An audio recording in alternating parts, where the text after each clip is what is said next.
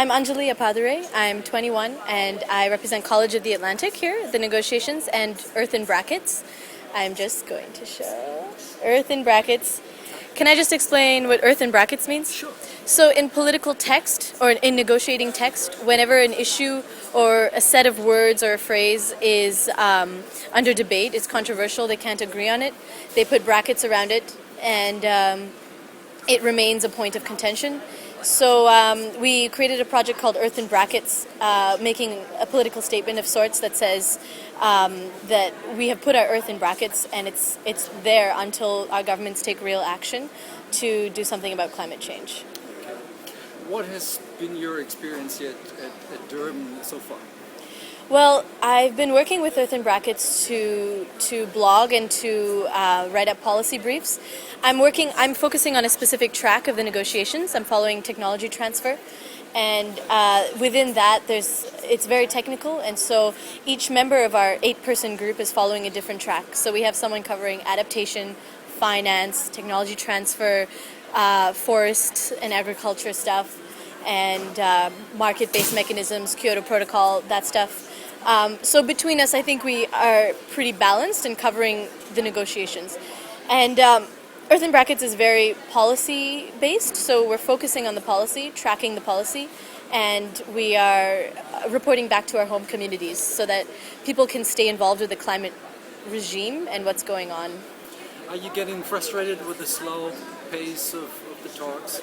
Politics is always frustrating, so I think we've gotten used to it, and especially when you're following the negotiations and the specific text itself, it can be very frustrating to see things bracketed and just never taken out of brackets and never agreed upon.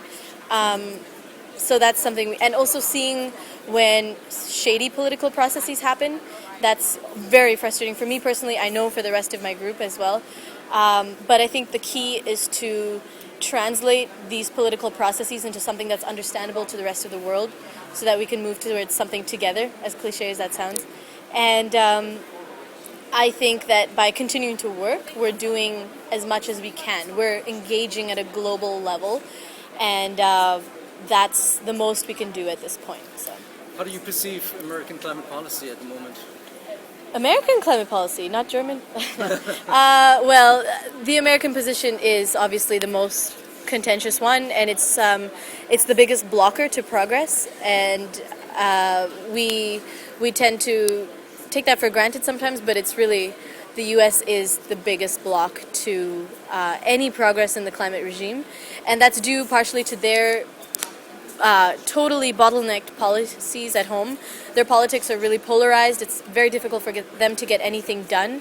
But at the same time, I think, and Earth in Brackets thinks, there's way too much corporate influence in U.S. politics and in the climate regime, and they're listening too much to those other influences, to the lobbyists, to the money, to the shareholders, and not to the needs that the science tells us we need to address.